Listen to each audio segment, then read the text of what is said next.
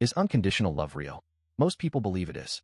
Most people believe that at least one kind of love, the love of a parent for a child, is absolute, unbreakable, immune to circumstance.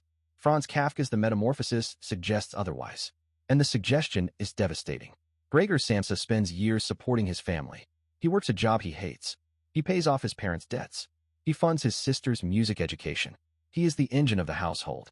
Then one morning, he wakes up as a giant insect. And everything changes. Not because he changed, because his circumstances changed. The family that depended on him now finds him inconvenient. And inconvenience, Kafka shows us, is where love meets its limit. Gregor's father is the first to turn. He drives Gregor back into his room with a cane and a newspaper. Later, he pelts him with apples. One apple lodges in Gregor's back and rots there, a wound that never heals. His mother faints at the sight of him. She cannot bear to look at what her son has become. But the most painful transformation is Grete, his sister. She starts as his caretaker. She brings him food. She cleans his room. She researches what insects like to eat. She seems to genuinely care. But as the weeks pass, the caretaking becomes a burden. She gets a job. She becomes independent.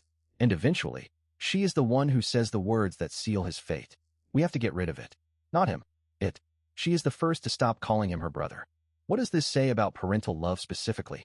Gregor's parents are not villains in the traditional sense. They are ordinary people who discover that their love has limits. When Gregor was the provider, they loved him. Or at least, they acted in ways that looked like love. When he became a burden, the love disappeared. This raises an uncomfortable question. Was it ever love? Or was it appreciation disguised as love? Gratitude for services rendered? The satisfaction of being supported?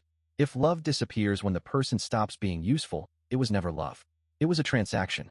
And most people never find out whether their relationships are transactional until the transaction stops. Kafka's own relationship with his father was famously terrible.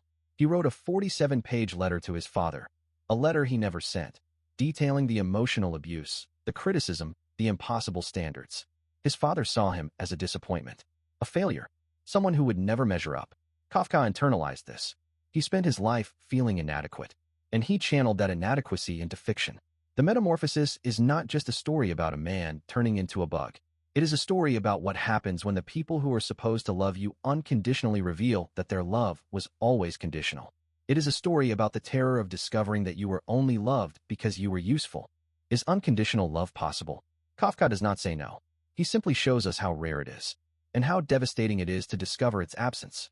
Most parents do love their children, but some use their children as investments, putting money and effort in now, expecting a return later. Some use them as scapegoats, blaming the child for their own failures. Some use them as pets, wanting companionship without the responsibility of actually raising a human being. And the children of these parents spend their lives trying to earn a love that was never available in the first place.